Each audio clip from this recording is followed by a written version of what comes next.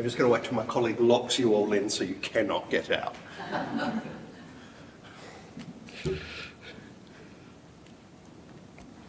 Can you all hear me? Because I sound really loud. I think people opposite in Rundle Mall can probably hear me. Is it offensively loud? No, I feel like I have to whisper now. Just some really quick housekeeping. If the sirens go off, follow me. Be aware, for a big chap, I'm quite spry. There's some flags out the front that we'll meet out of. You're in good hands because I'm a coward, and cowards are very good in crises, so that'll be great. Toilets should be heritage listed toilets are downstairs. I recommend them to everyone. In my humble opinion, they are the best toilets in the central business district. It's like stepping back to 1960. It's absolutely fabulous. Really recommend them to everyone. I know it's a weird thing to say, but if you so feel the desire, get in and have a look. They're quite lovely. Thank you all for coming. I now regret talking about the toilets in that bit. I did some maths last night. The last time I gave a history talk was about 5 years ago at the City of Tea Tree Gully Library. So I'm actually really crazy nervous. I'm super relieved to see a very kind, very attractive audience with very low expectations. So if you do have high expectations, you might want to take some time to adjust those. It's been 5 years between drinks and a COVID expo, so I'm a bit rusty. I do apologise. I'd like to start by acknowledging that we're meeting on Kaurna Myrna land. So, Mani Napudni, I pay my respects to elders past, present and future, and acknowledge that the dreaming for the Kaurna people continues today and into the future. That's the slide I should have done. I recently hosted some Aboriginal primary school children over in the Mortlock, and I wanted to give them a sense of the depth of time and the depth of history that the Kaurna have in this area. And what I came up with is if we landed a helicopter in the forecourt down there, and trust me, we do not have the budget to do this, and we flew north, that's roughly north, for every year since 1836. We'd land in Crystal Brook. Crystal Brook's a great place. I, again, recommend Crystal Brook to anyone who is even vaguely interested. It's also the northernmost edge of Kaurna territory, so it's quite a nice thing. Now, if we were to land the same helicopter but gave it a magic petrol tank and the ability to bend time and fly in the same direction for every year that the Kaurna and their ancestors have been in the Adelaide area, we'd go straight over Crystal Brook, fly around the world, come over Crystal Brook again, and we'd land roughly in Paris, which again is a great town. I recommend it. If you're interested, you should probably pop in and have a look. A bit different to Crystal Brook. It is a magnificently long period of time, and as someone who at times and on occasion only half-laughingly refers to himself as a historian, I'm critically aware that when we talk about South Australian history, we're generally talking about the last 188 years. What came before that is just as valid, just as important, and exceptionally fascinating as any other history. To say that we only look at the tip of the iceberg is wrong. Tip of the iceberg is about 11%. What we look at in the last 188 years is about 0.3% of South Australia's lived history. It's a really, really long period of time. Having said this, I'm only going to talk about the last 188 years for this talk.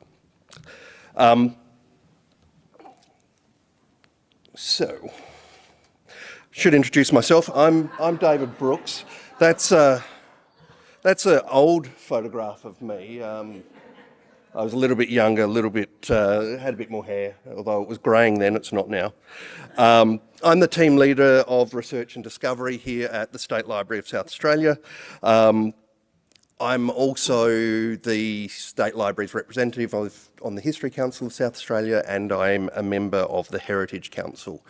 I am not speaking for any of those organisations when I talk today, and I'm probably not really speaking for the one that I work for either. They'll all disown me after this. I want to tell you why I'm passionate about using private letters as sources in Australian history. About 1 billion years ago, when dinosaurs roamed the Earth, I was working on a large research project for Flinders University.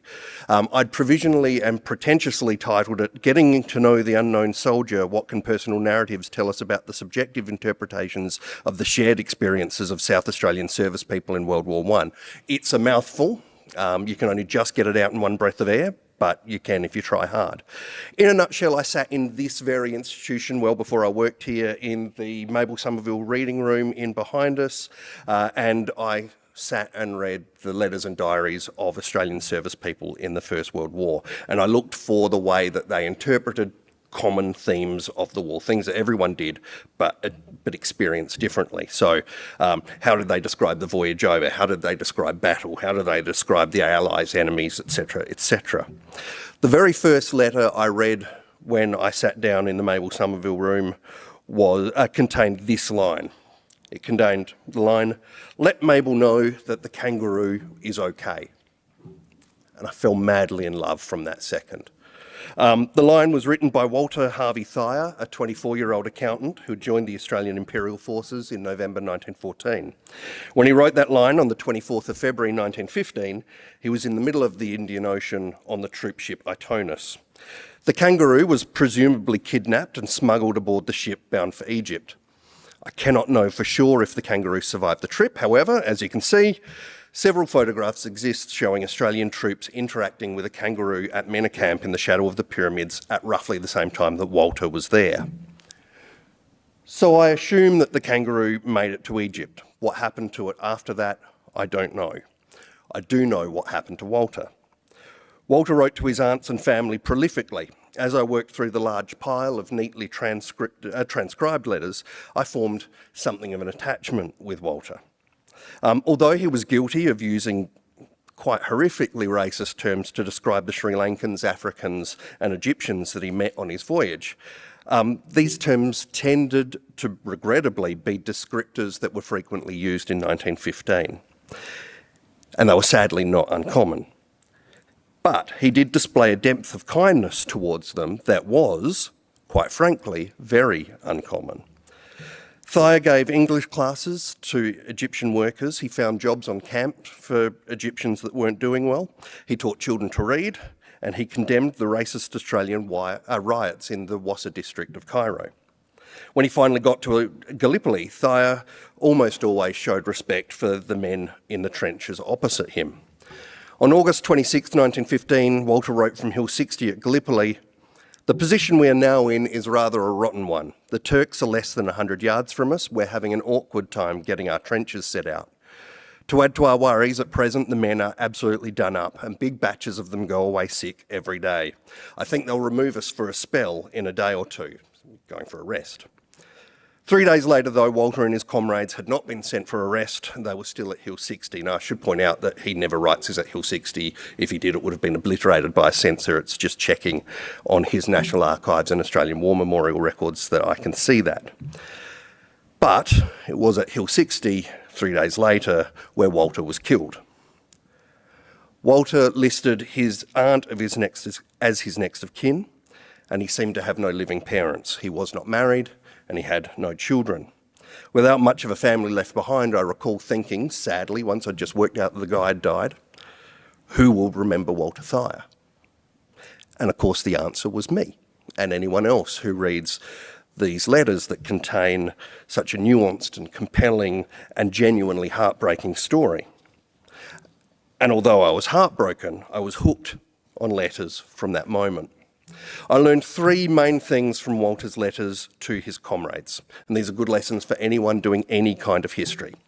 Number one, people are people are people are people are people. The temptation in history is to generalise people, to make easy assumptions about them. In Walter's case, he uses language that isn't acceptable anymore, and most of his peers would have identified quite proudly as racist. The World War II hadn't come along and discredited racial theory yet. And he came from a country, our country, where the first act of our young parliament was to enact a very racist law. It would seem safe to assume then that Walter was not going to mix well with people of colour. The opposite is true. In fact, he seems to gravitate more to those people than he does to his colleagues. The other temptation in history is to create these sort of composite people that are based on averages. So the average age of an Australian soldier in World War I was 26.5 years. Hardly any of them were actually 26.5 years, but you build these averages. Once we do either of these things, build composites or make assumptions, we're creating a historical fiction. These people don't actually exist. Number two, huge historical events will pull lives in directions, but generally people, and this is after I've told you not to generalise about people, people in general will try to maintain as much normal as possible. Think of your own lives, the grand politics that takes place down the road in Parliament House, in Canberra, or even at the United Nations does impact on all of us. But does it dominate the day-to-day? It doesn't really. We do our best to maintain what we're used to. Think of how hard we all struggled to maintain something like the old normal before the new normal during COVID. And three, people write about things that are meaningful to them. These tend to be their relationships. They might be inquiring about someone or expressing their love to the recipient or someone else, or describing a new relationship. And what this means is you're getting a one side of a two-sided conversation. And frequently this comes without the insights that you'd prefer to make, to put two and two together correctly. But it does make for deeply personal and deeply intimate histories, and we're very, very lucky to peer into them. But the sources are far from perfect. Unless you're lucky enough to have a cache of letters in your family and their provenance isn't an issue, you need to be thoughtful about why these letters have been preserved. A private letter is rarely written with any expectation that it's going to be kept, so you need to ask, why was it kept? Was it exceptional? And if so, does this exceptionalism impact your understanding of what constitutes day-to-day? I can tell you I've kept roughly 50 letters in my whole life. First was from the governor, and I've kept it mainly because it's on really, really nice paper, and I'm a stationery nerd, and I'm not sad to admit it. The other is a letter that my grandfather sent from New Guinea in World War II rather. It was written on a captured Japanese postcard, and he laments that the Japanese aren't getting their mail. And the other 48 are letters that the woman who is now my wife wrote to me when we were courting, and that I should probably burn before the children find. Which leaves us with a bunch of questions. Is the letter kept because the author's famous? Well, in my case, no. Is it kept because the recipient was famous? Again, definitely not. Was it kept because it was about something significant? In all three of those cases, yes, even if the significance is something that you should probably hide. If it's none of these things, have at it, enjoy it. You've got a great case, you can really have fun with them, and I envy anyone who has that sort of a collection. My argument is that the value of letters is they let us glimpse at the everyday of lives of people away from the grand narratives of history. So if we don't take into account that the letters may be authored, sent to, or about people or events that are key players in the grand narratives, we end up with a really skewed idea of what day-to-day is like. We also need to be aware that letters are written for people. And here you may say, thanks very much, Captain Obvious. It seems like a dumb point, but it is a point. When reading soldiers' letters from the First World War, I can tell you a letter written by a soldier to his mother is completely different in tone to a letter written to his little brother. His mother, it's, I've been keeping my head down, Mum, don't worry. His little brother is, I killed 14 Germans with my thumb. It's totally different in tone. And this is right and proper. If I were to write a letter to a member of Parliament, it would be completely different to the letter that it would be sent to the woman I'm courting, which is good because otherwise I'd get a court order, and that's a mistake I don't want to make again. So having said all of this, I want to talk about a small section of letters that we have in our collection. According to the catalogue, we have a bit over 800 groups of letters down in the basement underneath us. They're a terrific resource to everyone. In reality, if I performed that search more competently, I'd probably come up with more hits than that. So there's a couple of ways you can look for letters in our collection. You can access the catalogue, the old-fashioned, tried and tested way, look it up, order it in to be read in the reading room, and in which case the left-hand menu there is your friend. You want to get those facets down as much as you can. In this instance, I've ticked the library catalogue box and the archival material box. This is just to make sure that the information I'm getting is unique to the State Library of South Australia and is going to be the primary source that I want it to be. I love digitised records. I would have everything digitised right now and you'd all be able to access them from home, and that would be brilliant. I also love sitting in the reading room, getting a box, opening it, feeling the hair stand up on my arms. You never know what's going to be in the box. It's like the best surprise packet you'll ever get, and then you sit and you touch that tangible piece of history. That room is the closest thing we have to a time machine in South Australia. Even if you don't really have something you're super interested in, at least once you should order something out from the archives and just hold it and look at it and be amazed by it, because that's my brand of nerd and all of the hair on my arms is standing up again. Or you can go to the digitised records, and we have digitised a lot of letters already. Easiest way to do this is up in that little yellow bit where I've written the word letters, is do that, and you will get all of them. I wish I'd screenshotted the entire page. There's about 70 pages of letters that have been digitised, and they're brilliant, and most of them are the ones that I've chosen today because it was much easier to pull those out than any of the others. So the letters I've chosen are letters that I found really interesting. You'll see some of my bias in this. I'll be talking about bias a lot, apparently. And the first is this two here. So we are lucky enough to have in our collection this postcard that was written to Miss O. Ollie Buller by Howard Tilley.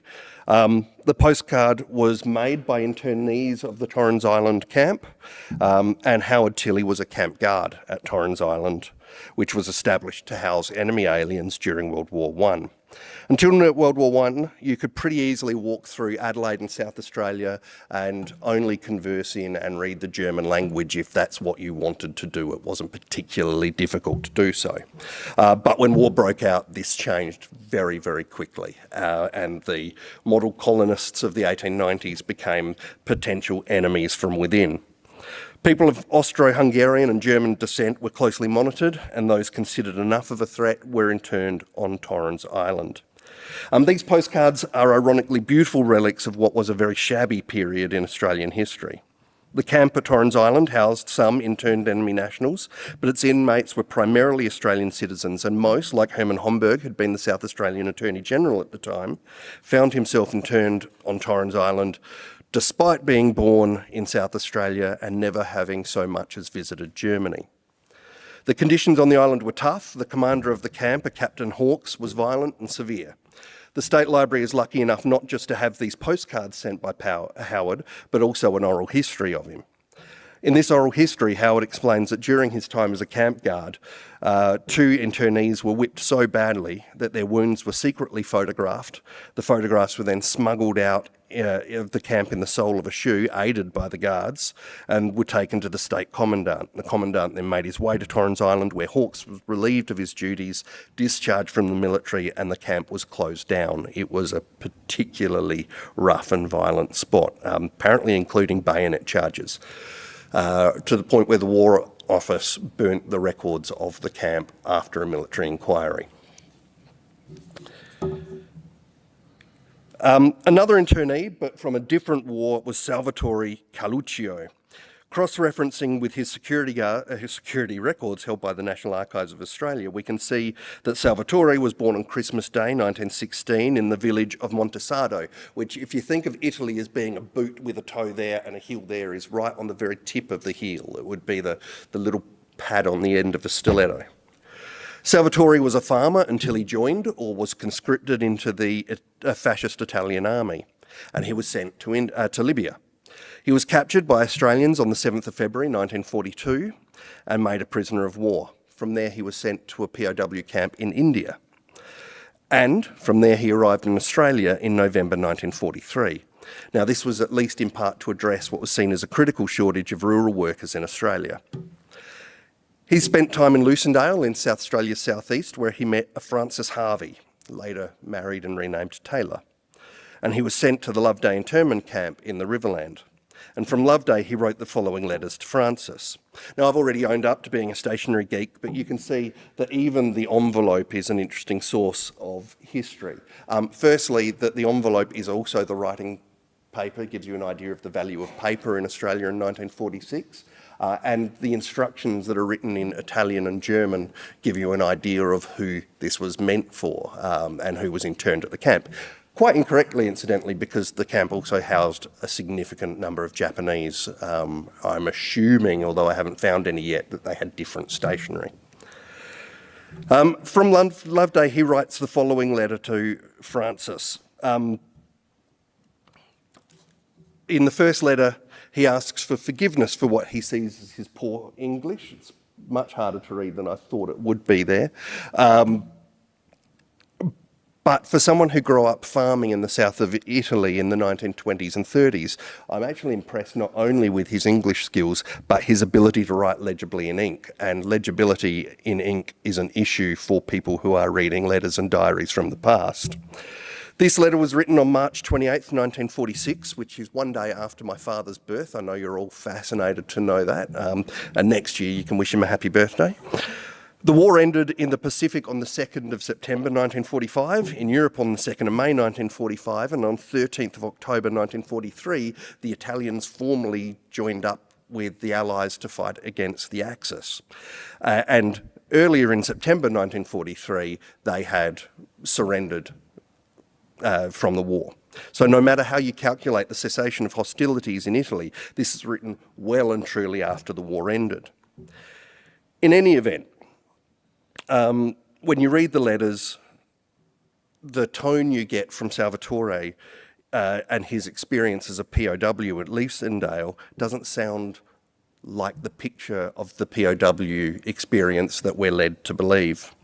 So in the next letter, which again is much harder to read than I was hoping it would be, you can see that he's genuinely concerned as to why he hasn't received a letter back from Francis yet.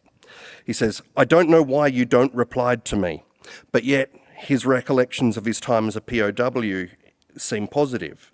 He writes, "I suppose you still remember when we worked in the farm together, milking cows together, Miss Francis." And this sense is heightened by the passage in a third letter.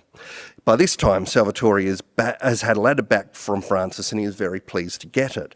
And he writes in it, "I'm still at the Loveday camp. Here, life is idle and hard too. And the terrible is that we don't know yet when will be our departure back to Italy." Like the postcards from Torrens Island, letters from Salvatorei to Francis are given enhanced meaning by other items in our collection. On their own, they give us pause to think about some of the assumptions we might have about the World War II POW experience. I mean, this is hardly Hogan's Heroes that we're seeing here. When these letters are complemented by other items in our collection, we're painted with a very unexpected picture. Firstly, meet Francis. Francis joined the call for the Australian Women's Land Army, which was established to address critical shortages of rural workers in World War II Australia, the same reason that Salvatorei was sent from India to Australia. Francis spent time at Lucindale with Salvatorei, as well as time working in Morphett Vale. Her record was donated to the State Library in the form of the letters sent to her, some photographs and her diary. This is Francis at Lucindale. The children in the photo are the Holman children. From left to right, they are Helen, Joan and Mark with the hat on. Mark is sitting on the lap of his father, William Ray Holman. Ray was the owner of the farm that they're all working on. The blonde lady in the overalls is our hero, Francis. And the other two gentlemen are Italian POWs, one of whom I hope is Salvatorei. This is not the Great Escape. There's no angry barking German shepherds or machine gun pits here. This seems quite pleasant. They are hugging the children of the guy that they are working for. It seems like a better picture than I would have had. Francis wrote in her diary, Tuesday 18th of December 1945, "I was really sorry to leave. They all took me to Narracourt to catch the train. I didn't want to go one bit. You can't hold back time though. I often wish you could on many occasions. Salva, who I assume is Salvatorei, Captain Obvious striking again, gave me a packet of cigarettes with, and I apologise for butchering the Italian language here, no fiticeo photo, which translates apparently to no pussycat photo, pathetically written on the top and goodbye on the bottom. Ray took our photos and teased me much about his feeling de trop, and I would have just time to go and say a proper goodbye. Very sad. Goodbye, Southeast. Will I ever see you again? The end of this phase of my life. Now, I admit I kind of wanted Salvatorei and Francis to end up together, for him to find a wonderful new life in Australia in the late 1940s and 50s, where he popularises the idea of pasta in a little restaurant in Gouges Street, where Francis and eventually the kids, including one called Ray, work in the front of house. Instead, Salvatorei was repatriated to Italy in 1947, and Francis married some guy called Taylor. For most South Australians, the letter was the primary source of contact across distance well into the late 20th century. Interstate and international telephone calls, once the telephone was even available, could be expensive and conversations often had to be brief. A letter, though, was as long or as short as you had the time to make it or had things to say. The letter was such an important part of relationships, social and mercantile, that furniture and accessories were designed and sold to facilitate letter writing. There are a couple of items in our collection again. So this is a leather writing case featuring a metal clasp on the handle and the outside with compartments inside to hold letters, papers and envelopes, pens and other writing material. Inside the case was stored letters and papers regarding to Samuel Grau Hubbe. Sorry if there's any people who can actually speak German who know how badly I pronounce that. And family, and a small album of photographs of the 5 Hubbe children. We know a little bit about Samuel. His father was a lawyer and a historian who worked with Robert Torrens on the Real Property Act, better known as Torrens Title.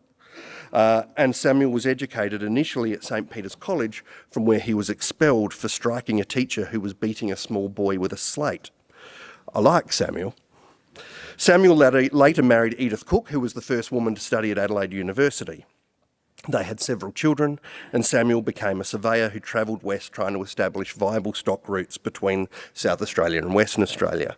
This took him away from home, and writing became his best way of communicating with the entire family. There's a selection of his letters.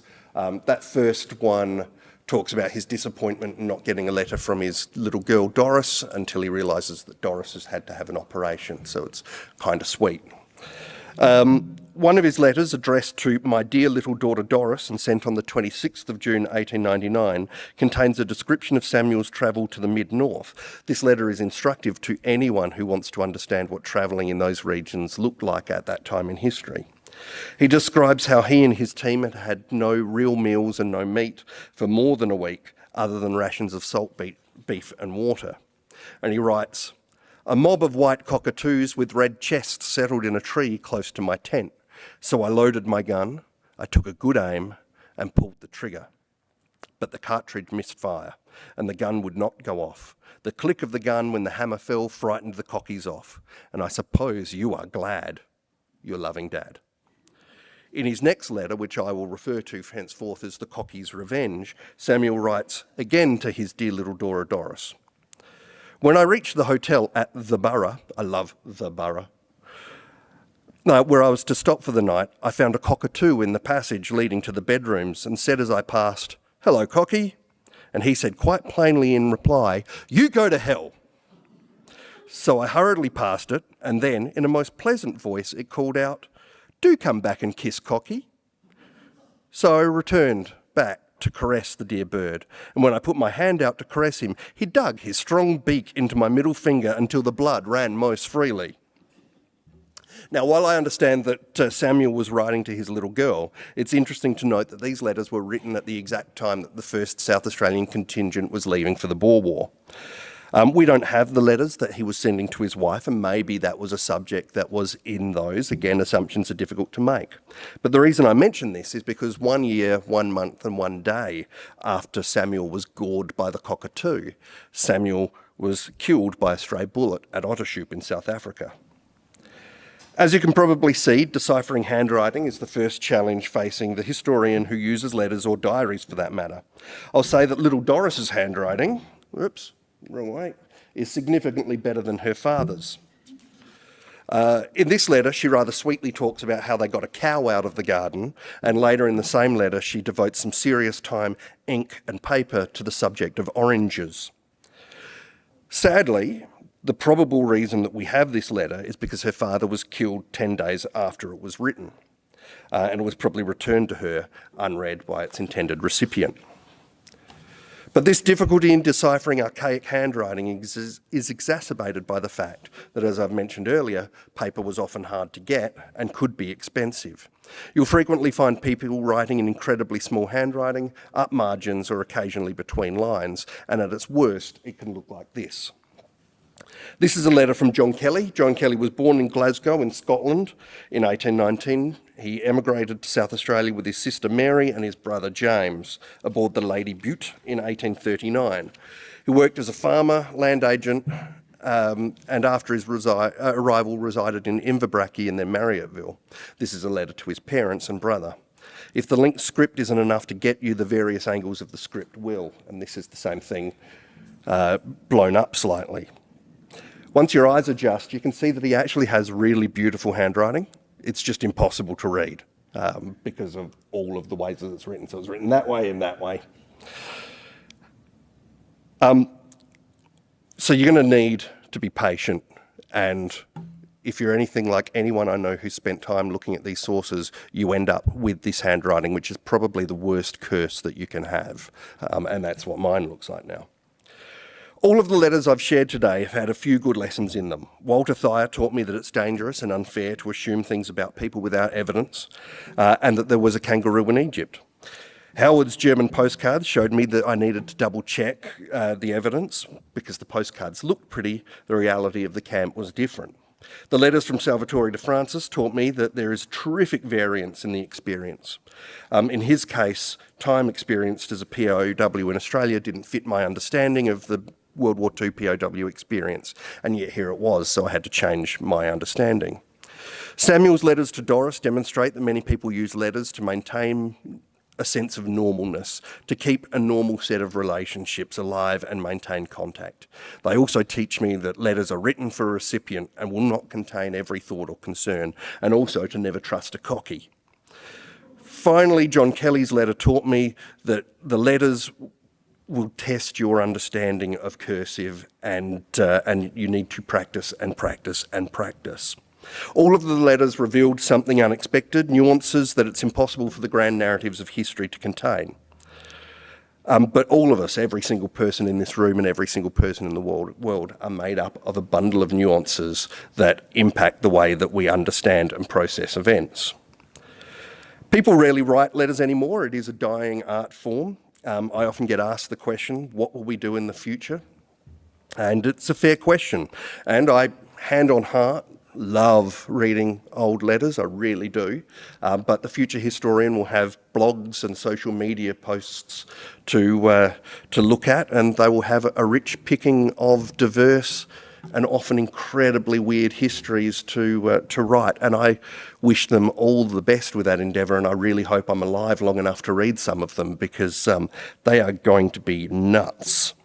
Finally, I want to close with this letter, but I'm going to be a bit facetious about it. I love this letter. This is a letter that this girl in England, little Jennifer Harris, has written to Father Christmas, who somehow she believes lives in Adelaide, Australia. And it makes sense, because the North Pole's cold, and it would make much more sense for Father Christmas to come to Adelaide, where it's much nicer, and set up the whole operation here, which is presumably why the Adelaide Hills are filled with reindeer these days, because this happened. I also love that she's thanking Father Christmas for the present that she received.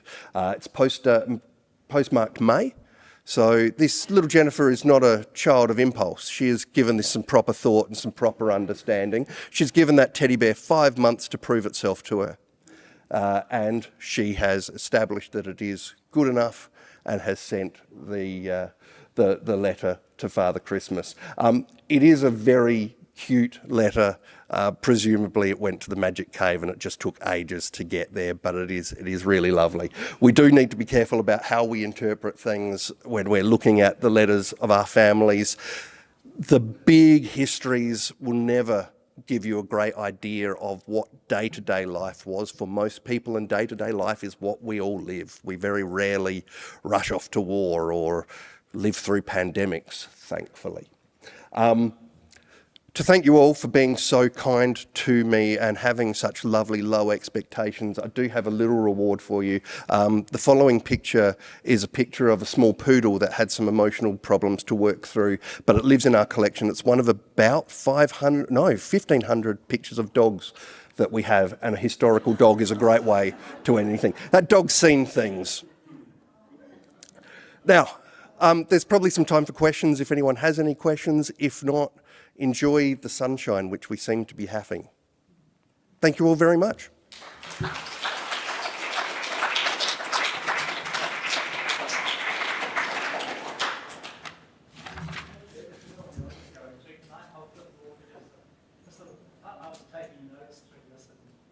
I wouldn't recommend you do that. Just things to remind me, such as the 27th of August, my great-uncle, little Robert Young, was killed when he was 60. It's almost the same time as that. So that was one point. Another point is letters. In my time as an archivist here, when I was an archivist here at the State Library for 19 years, one of the great joys was to work with Ian Haynes, archiving records of his late wife, Janine Haynes, etc. And among those was their love letters to each other. And I read, basically he just gave it to me. And they ran? And so I went away and I read them all meticulously, and the last couple of events I came back and said, Ian, this is over here, are you sure you want this to stay? He always said yes, he always said yes. So those love letters are here in the library, in his PRG. I collect emails. The lovely thing about emails is great metadata. You can get both sides of the conversation and can carry on. Some years ago now, I assisted Anne Summers with some research for one of her books. And being the collector I am, I've kept our correspondence because she's such a significant feminist woman in Australian history. So I think the emails are lovely because of the metadata that comes with them. And I love Spoken like a true archive. And I looked up my PRG and said looking for letters and correspondence records. It's not actually word letters. What there is in the description of my PRG, the archives here, is political correspondence. So it might be another term. Correspondence. Yeah, correspondence is one of the things I looked up as well, and it did significantly add to the total. But my desire to do complex mathematics was low. So a point that I didn't make is a couple of years ago there's a friend of mine who's a relatively well-known ethnic journalist, and he came by a collection of World War I letters of his neighbours, and he still, I believe, I had to check them, working on putting them in a book, but he got me to digitise them all, and they're not just letters, they'll also be envelopes and all. I was getting metadata and envelopes. Absolutely, I could tell you now, it's a couple of years ago since I digitised them, but there's a couple of hundred letters from from soldiers in Gallipoli and in France and in the Middle East, writing back to this woman in South Australia, and she kept them all. Just one soldier, or was there? Because there seems to be a group, where women were just sending out letters. Probably 20 soldiers. Yes. And definitely over 200 letters. I still get copies for the digital copies, and give it in digital copies, and that's what he's working towards in a book. Or I think he's done some other articles as well. But that's his project, so I won't talk so much about that. But in the course of digitising all these really fragile World War letters, course you read them in the process. And magic stuff, religious stuff, you know, there's still whole stories out there to be told. There's still whole stories sitting in people's closets that need to be rescued and preferably offered to the archives one day. Ideally, I've got quite a bias against sending them to War Memorial too. I think South Australian history is still at that point really distinct to Australian wider history, and we get lost in that narrative, and it's so interesting to have it, which is where I think we should be doing it as a whole institution.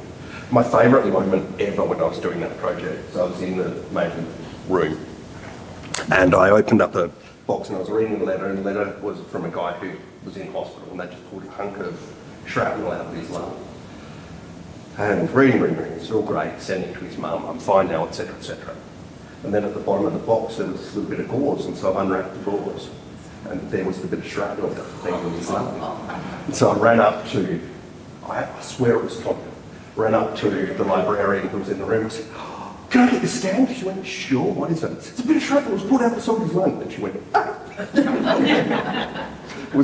But the magic that you find in there. When I say it's like a time machine, it really is.